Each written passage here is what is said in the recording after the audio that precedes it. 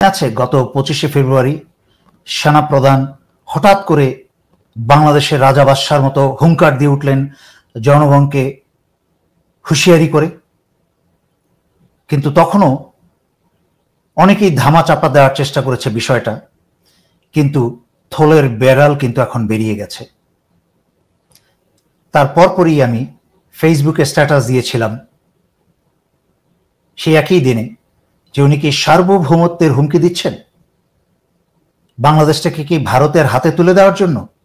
উনি কি মনে করছেন বাংলাদেশের 18 কোটি জনগণ মরে গেছে?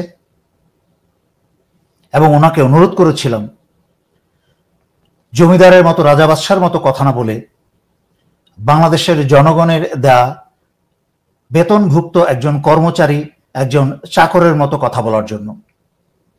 কিন্তু উনি গত 16 বছরে ভারত এবং স্বৈরাচারী হাসিনার উপঢৌকনে এবং তাদের নষ্টামিতে এতটাই নষ্ট হয়েছেন যে ওনার সেই সব ভালো কথা আর কানে প্রবেশ করছে না। 11ই মার্চে ছাত্রনেতা হাসনাতকে ডেকে, মানে রমজান মাসে ছাত্রনেতা হাসনাতকে ডেকে একটা দেশ বিরোধী ষড়যন্ত্র করার জন্য হাসনাতদেরকে চাপ দেওয়ার চেষ্টা করেছে। এবং এক পর্যায়ে এসে সেনাপ্রধান বলেছেন যে ইউ পিপল নো নাথিং, তোমরা কিছুই জানো না। ঠিকই বলেছেন। মনে আছে আপনি আমি যখন আমরা সেকেন্ড লিeutenant বা ক্যাপ্টেন ছিলাম, তখন কিন্তু আমরা আপনাদের মতো সেনাপ্রধান বা লিeutenant জেনারেল বা জেনারেলদের মতো এত বেশি জানতাম না। আমরা ততটুকুই জানতাম যতটুকু দেশপ্রেমের জন্য জানা দরকার ছিল, যতটুকু জেনে এবং বুঝে দেশের জন্য প্রাণ দেওয়ার জন্য যথেষ্ট ছিল। হাসনাতরা কিন্তু ততটুকু জ্ঞানই এখন রাখে যা দেশের জন্য প্রাণ দেওয়ার জন্য যথেষ্ট। কিন্তু আপনারা এত বেশি জ্ঞানী হয়েছেন যে দেশপ্রেম ভুলে গেছেন, স্বাধীনতা এবং সার্বভৌমত্ব রক্ষা করা ভুলে গেছেন। আপনারা এখন ভারত এবং আওয়ামীদের দাস হয়ে দেশদ্রোহিতা করে যাচ্ছেন। তাই আপনাদের মতো জ্ঞানী হওয়ার প্রয়োজন নাই। হাসনাতদের যতটুকু জ্ঞান আছে তা দেশ রক্ষা করার জন্য আল্লাহর রহমতে যথেষ্ট, যা জুলাই আগস্ট 2024 এই বাংলাদেশের নতুন প্রজন্ম প্রমাণ করেছে। এবং বিপরীতে গত 16 বছরে আপনাদের মতো দুর্নীতিবাজ, দেশপ্রেমহীন এবং ভারত ও আওয়ামী দালালরা তা ব্যর্থ হয়েছেন। তাতে আপনি আরো বলেছেন হাসনাতদেরকে যে you lack wisdom and experience, তোমাদের জ্ঞান নেই এবং অভিজ্ঞতা নেই। আবার একই কথায় ফিরে যেতে হয়। যখন আমরা পার্বত্য চট্টগ্রামে জীবন বাজি রেখে শান্তি বাহিনীর বিরুদ্ধে যুদ্ধ করতাম, আমি এবং আমরা যারা বসনিয়াতে নিজের জীবন বাজি রেখে বসনিয়ার স্বাধীনতায় ভূমিকা রেখেছি, এবং সবার আগে বলতে হয় স্বাধীনতা যুদ্ধে যেই সকল যুবক, মেজর এবং তার চেয়ে নিচের র্যাঙ্কের যারা ক্যাপ্টেন বা যারা ছিল, তারা জীবন বাজি রেখে 1971 দেশ স্বাধীন করেছেন, তারা কিন্তু আপনাদের মতো ভারতপ্রেমী এবং আওয়ামী প্রেমী জেনারেল ছিল না। তারা ছিল বাংলাদেশের মানুষকে স্বাধীনতায় উজ্জীবিত তাজা যুবক প্রাণ। সুতরাং হাসনাতদের যতটুকু জ্ঞান এবং অভিজ্ঞতা মাঠে আছে, সেই অভিজ্ঞতাটুকু কিন্তু আপনাদের নেই। হাসনাতরা জুলাই আগস্টে 24 জীবন বাজি রেখে ভারতের মতো দানবকে এবং আওয়ামীর মতো দানবকে, হাসিনার মতো সন্ত্রাসের দানবকে দেশ থেকে বিতাড়িত করেছে। কিন্তু আপনারা সেনাপ্রধান হয়েছেন, এখনো সত্যিকার অর্থে দেশে কোনো যুদ্ধ করেন নাই, জীবন বাজি রেখে এখনো কোনো কাজ করেন নাই। হ্যাঁ, পার্বত্য চট্টগ্রামে গিয়েছেন, আপনিই ভালো জানেন কোন কোন যুদ্ধে সম্মুখীন হয়েছেন শান্তি বাহিনীর সাথে।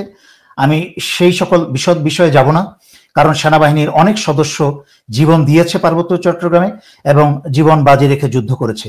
কিন্তু তারা কিন্তু সবাই আপনার মতো এইভাবে, বা আপনাদের মতো যারা স্বৈরাচারী শেখ হাসিনার আমলে ভারত এবং হাসিনার সুবিধাপ্রাপ্ত অসৎ জেনারেলরা যারা দেশ এবং জনতার বিরুদ্ধে দাঁড়িয়েছে গত 16 বছর এবং এখনো তা করে যাচ্ছে,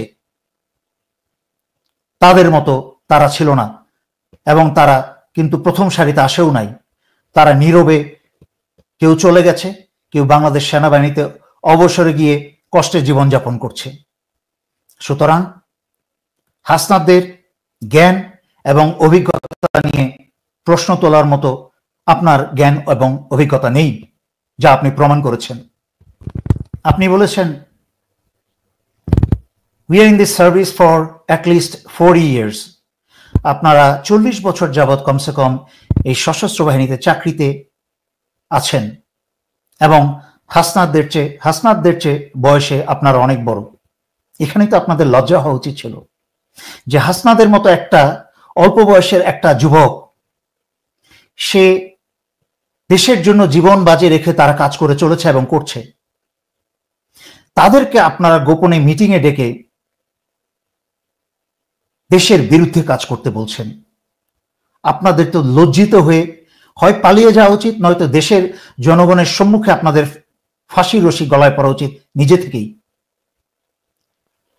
আপনারা ভারতের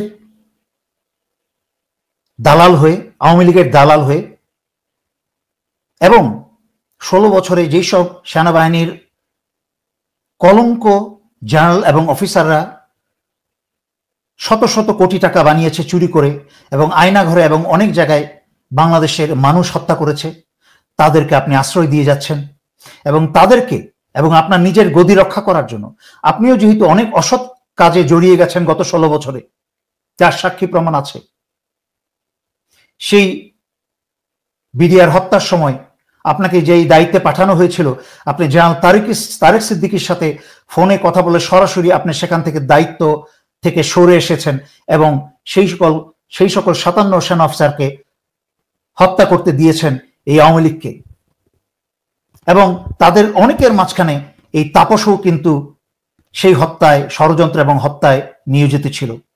অথচ আজকে আপনি নিজেকে এবং সেই সকল চোর বদমাশ খুনিদেরকে রক্ষা করতে গিয়ে আপনি আওয়ামী লীগকে নির্বাচনে আনতে চাইছেন এবং সেই বিডিআরে সেনা অফিসার হত্যাকারী তাপসকেও আপনার সম্মুখ ভাগে রেখে আপনি আওয়ামী লীগকে নির্বাচনে অংশগ্রহণ করাতে চাচ্ছেন।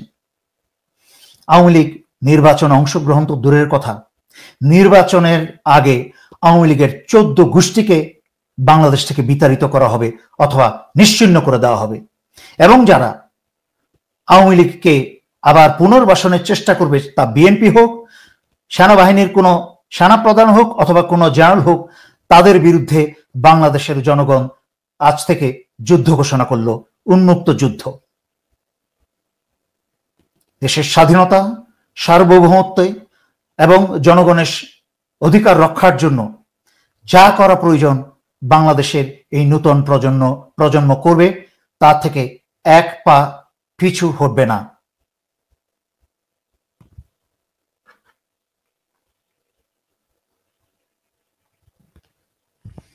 আপনাদের আশা আগামী এপ্রিল মে থেকে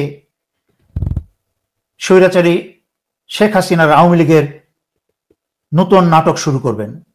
আর আমি যেভাবে গত 5-6 বছর ধরে বাংলাদেশের নতুন প্রজন্মকে উৎসাহিত করেছি নিজের অধিকার নিজে বুঝে নেওয়ার জন্য এবং অন্য কোনো দেশের উপর নির্ভর না করতে, আল্লাহর রহমতে গত জুলাই আগস্টে তা এই নতুন প্রজন্ম করে দেখিয়েছে।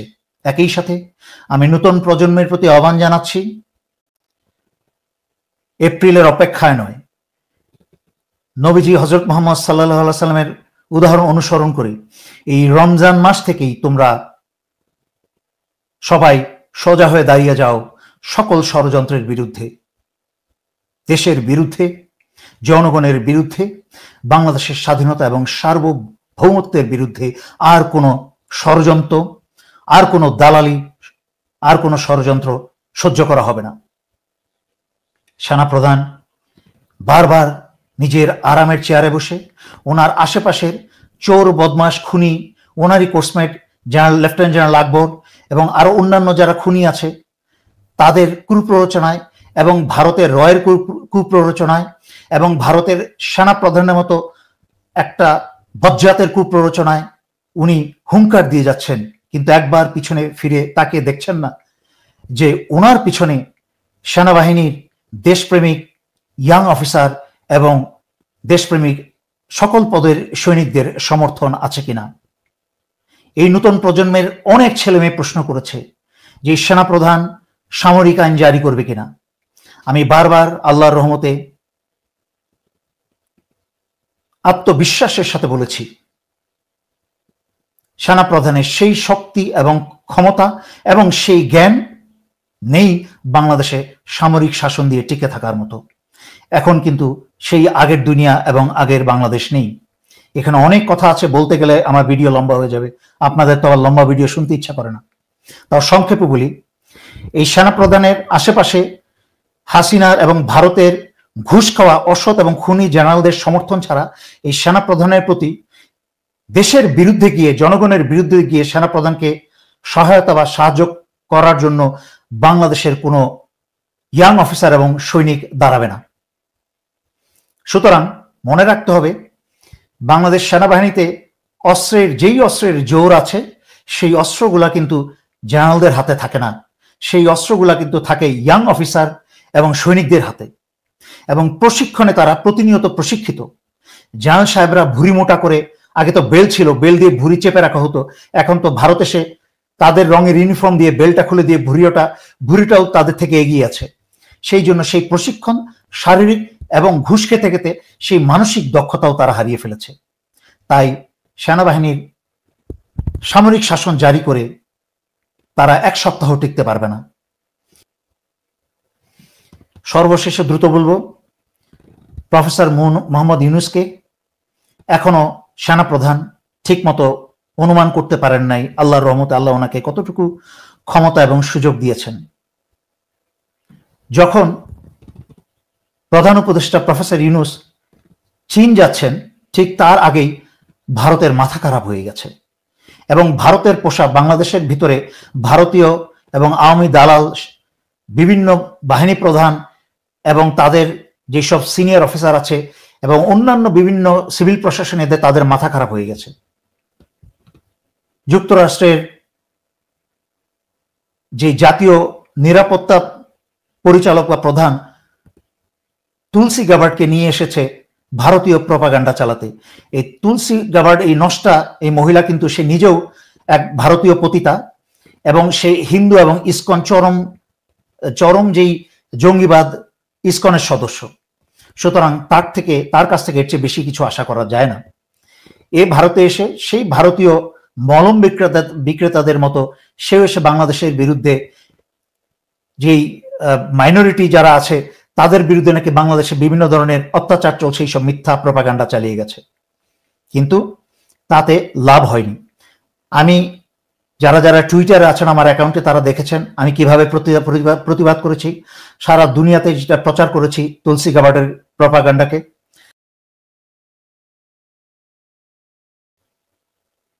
তুলসী গাবার্ডকে নিয়ে সারা বাংলাদেশের সবাই তিক্ত, বিরক্ত এবং সমালোচনার ঝড় তুলেছে।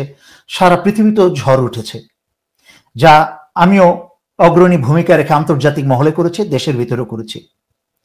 কিন্তু বিএনপির তারেক রহমানের কাছ থেকে কি আপনারা তুলসী গাবার্ডের সম্পর্কে বা বিরুদ্ধে কোনো সমালোচনা শুনেছেন?